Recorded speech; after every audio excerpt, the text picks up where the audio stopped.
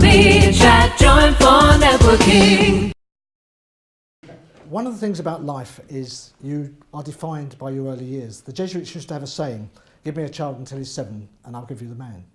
Well, in my case, it was the 13 years before I actually realised what I was.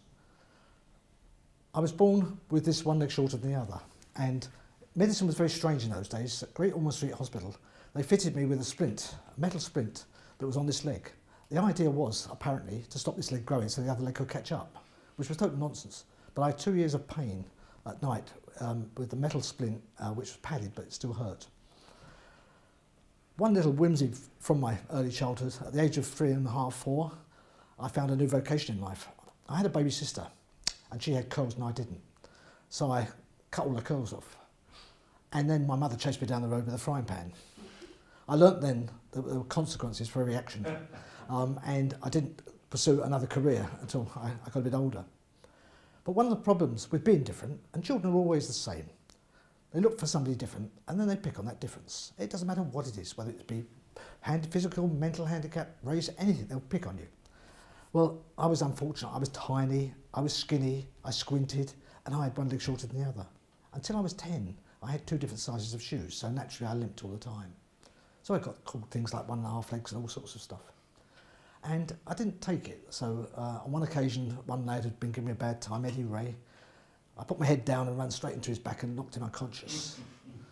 That got me a caning. I didn't learn. A year later, a big boy, Terry Jennings, was the 2 schools were next to one another.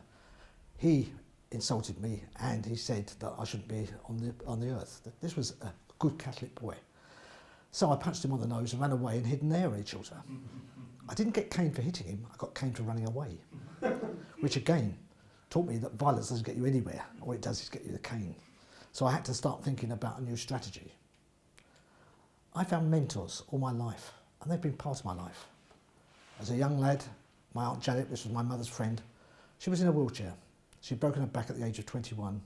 She'd had only 1 kidney, but we used to go around and watch television at our house, little tiny 11-inch television, watching Muffin the Mule, programmes that you were all far too young to remember. But she would always smile. She would always give us cuddles. She would always love us because she couldn't have any children of her own. The mentors are so important in life. We find those mentors and we take things from them, and they make us stronger. At the age of 13, a young chap called Phil Popham in my class, he hooked onto me because I didn't like school dinners, and he knew he'd get my dinner as well, so he decided to become my minder. So when I was getting bullied, he took over. In that same year I had a nervous breakdown due to some contretemps with teachers and spent 6 weeks in my bedroom. When I came out that time, he said to me, let's play table tennis. I'll turn and take you to my table tennis club. So this lad, who's at that time still playing with slippers down here, so that's why I only had a backhand, I got into the Hertfordshire Junior squad within 3 years at table tennis. It didn't mean to say I was brilliant, because I never actually got in the team, but I was in the squad, and I learnt that I could do something really well in spite of that handicap. I went on holiday at the age of 17 to a holiday camp, and I went there with a friend who was a handsome lad, brilliant at sport, and he could dance. He walked into that ballroom, and I kid you not, the girls were queuing up, and he was the star of the show. Mind you, we were at number 2 for 1. I still couldn't find anybody. But I went home, and I went along to dance classes, and 3 years later, I had my gold medal for ballroom dancing and silver for Latin American, and I was actually doing formation dancing. And Susie, you know the power and the wonder of dancing. But one thing happened to me then. I learnt not to be arrogant. I was on a dancer's night, the local ballroom, which is just up the road from where I live now. And what did I do? I was dancing with a 15-stone lady with a beehive hairstyle, a tulle dress, and I was really knocking it out. And my foot went from under me, and she landed on top of me. 15 stone on top of a 7.5-stone weakling. And I never went near the dance hall for another 4 weeks after that, because I suddenly learnt, just because I thought I could dance, didn't mean to say I couldn't make a mistake.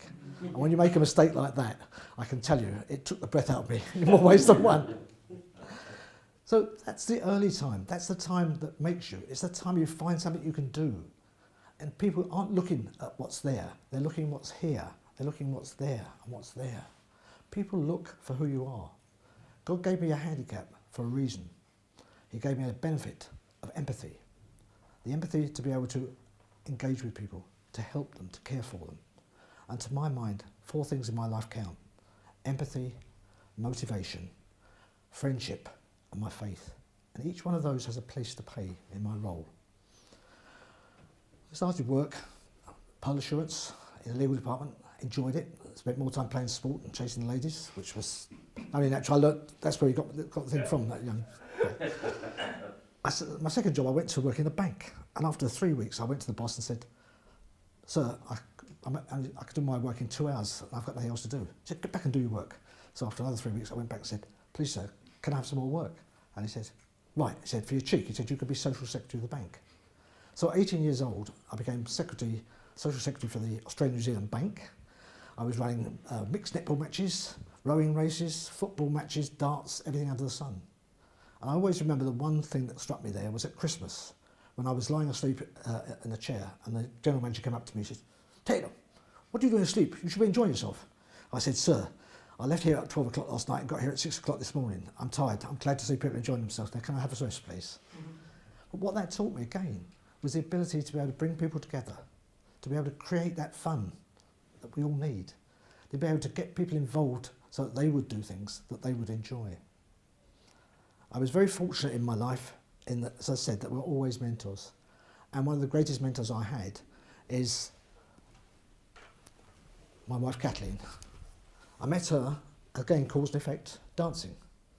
And it was wonderful at that time because she was a nurse. She used to come with 6 girls. And there was me, this 7.5 stone weakling, everything wrong with me, but all the girls wanted to dance with me because I had a gold medal. Not because I was good looking, not because I had a car, I didn't have any of those advantages, but there. She's come from Galway, and what she's done for 50 years, she stood by me. She's given me 4 beautiful children. We have 6 lovely grandchildren. And she did that because she decided that I was the right one. She was a very shy girl, which was fortunate because she could never get a word in edgeways with me. But what she did was, when I had problems in my life, and I'll mention those later, she was always there for me. Never criticising, always supportive. And that was important. Some 10 years later, I decided that I wanted to start in business. 1975, anybody who can remember 1975, you can't, you're all too young. You might just about. 1975, inflation was 25%. Dennis Healy was called off the plane by the World Bank and said, "You're going to be bankrupt if you don't sort yourself out." In June of that year, I was at a holiday camp down the road here at West Quantock Head. And my youngest boy, 4 children under 7, had just been born. 3 months later, I started in business from my back room. My ex-partner is now, he had just broken up with his wife. He was living on somebody else's sofa. And for those first 8-9 months, we were living on egg and chips, beans and chips. And my Kathleen was out working as a nurse at night while I worked from the home. But that was the foundation, because I think everybody should take that chance in life. When an opportunity comes, or you create that opportunity, you take it. You don't think about the consequences other than the fact that if you don't do it, you'll always regret it. So always take the opportunities that come to you. That business took a while because obviously, because inflation was so bad, people wanted to deal with us. They gave us lines of credit. In fact, one cheque was never cashed for 8 months because they lost the cheque. And it was for £900. And bearing in mind we started off the business with £500 each, including buying a car, there wasn't a lot of money around. So the point is, again, you can't feel sorry for yourself because you've got no money. You've got 4 children to provide for. You've got the motivation that will make you work. And it's that motivation that drives us all. But behind that motivation has to be a caring, a compassion. Because if you don't have that caring and compassion, all you're doing is taking. And it's the giving where you gain. It's the giving where you get the warmth and the friendship. And that's where faith and compassion join together. In 1982, I don't know, again, nobody would remember, but we were at the beginning of a recession that went right through to 1987. 2 opportunities came in my business. 2 German companies, one that had a associate over here and one that was, had an agency. Both decided that they wanted to get out of the business, and I had the cheek to approach each of them individually and say to them, could I have their agency? Because they were going in a different direction. The different directions they were going were totally different. So we sat on a plane going off to Hamburg on the Tuesday and went to see Peter Steeler, who did dressing machines. These were machines that used stencil cards to address onto envelopes, which is the business I was in. And he said, yes, I'm quite happy to give you the agency if you're prepared to pay Bonio Alcatel for the stock they have. And yes, you can have our agency and you can have the rights to our new products. And then we said to him, we're going to see Herr Bissold from Rena in Munich 2 days' time to ask him if we could do the same. And he looked at us horrified. He said, my biggest competitor. I said, yes, your biggest competitor now, but you're divesting yourself of that business because you're going in different directions. You're going into labelling, he's going into automatic envelope printers. So he said, yeah, I see that. Right, okay, well, let's see how you get on with him. So 2 days later, we were sitting on the airport at Heathrow on the landing, waiting 2 hours to take off because something was wrong with fog, wondering what would happen at the other end. So we get there and Ralph picks us up from the airport, takes us back to this wonderful factory in this beautiful Bavarian area, and shows us around the factory and said, yeah, you've done very well, you look as though you're just the right people for us. And they said, would you mind if we also worked with Steel? What? He said, you have a cheek. And he laughed, and that broke the ice.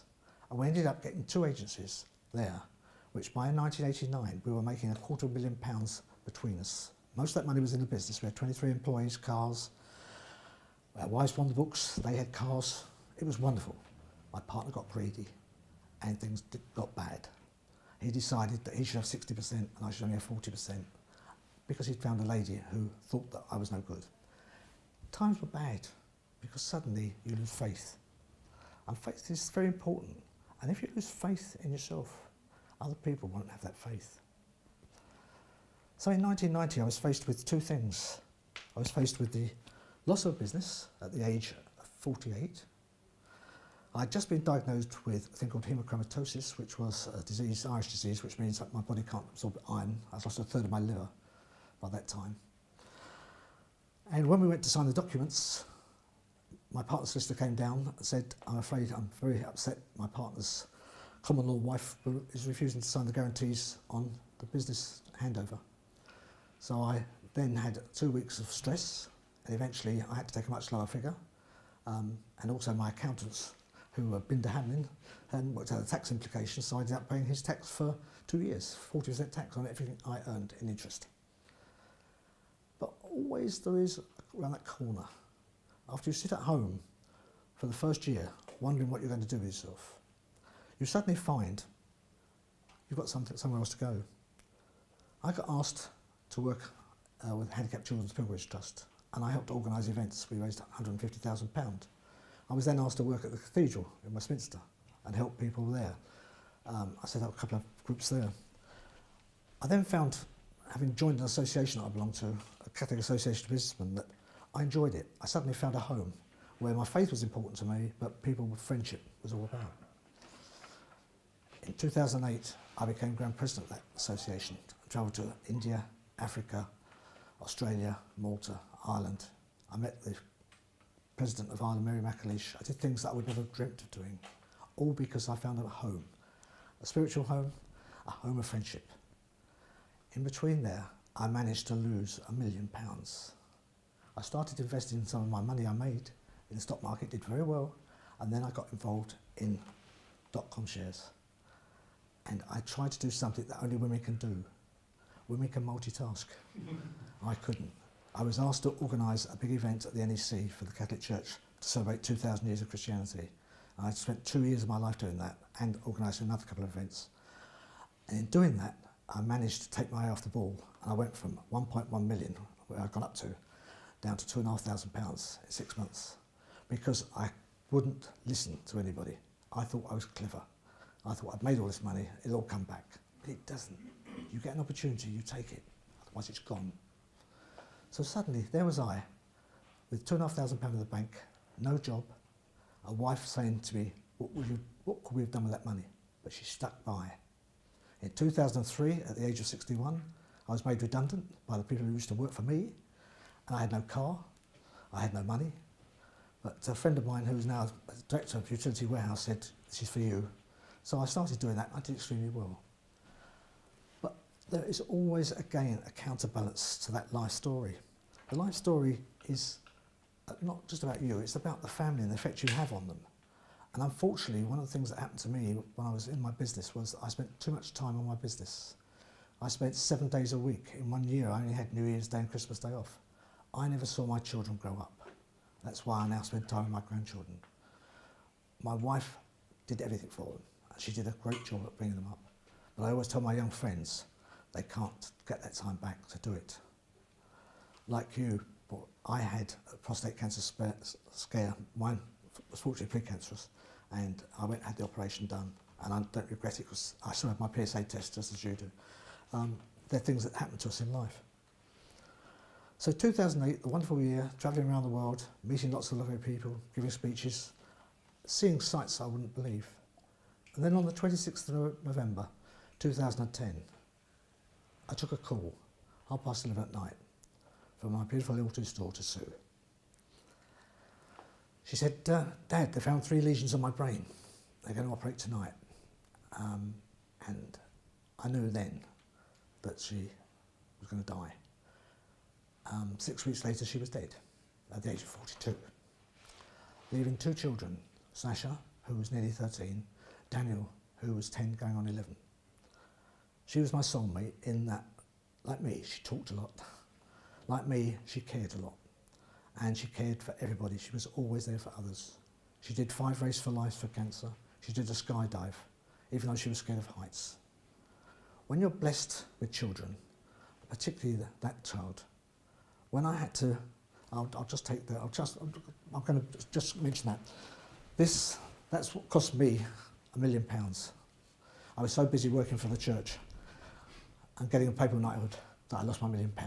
Is it worth it? That and the uniform? No. That's Belfast, the day after a bus bomb hit the hotel where I was staying. That was when I was travelling around my year. That's my beautiful Sue. That, would you believe, is a video of her funeral. There were 800 people at her funeral. And I had to stand up and give a eulogy on my darling daughter. I talked about the fact that those of us who are fathers, and I don't decry the mother because the mother carries the child, but those of us who are fathers who, when they stand there and have their first child in their arms at the hospital, wherever it might be, there is a sense of awe, a sense of being complete that you can't take away. I talked about that. I talked about when she stood at the top of our stairs in a wedding dress and said, Dad, how do I look? That, you can't capture that. That's amazing. And then I had to stand in front of 800 people and tell them about my lovely girl. So to me, nothing can take that away. But what 4N has done for me is give me the friendship to help and encourage me with a charity. And the charity is designed to help people and create awareness of brain tumour research. And we've had 2 golf days, we've got £30,000 already in the bank, and it's going to grow. And it's going to grow because people care. There were 3 people in our parish at the same time as Sue. They all died, 34, 40, 42. That's a terrible disease. It kills more people under the age of 45 than any other. But only 1% of money for government is spent on it. That's what I'm trying to do, create awareness. I don't want other parents to suffer the way we did. I don't want other children to be left without parents. So thank you very much indeed for your time. Please excuse the indulgence of my life story. I hope it's been useful to you. Smile, be chat, join for networking.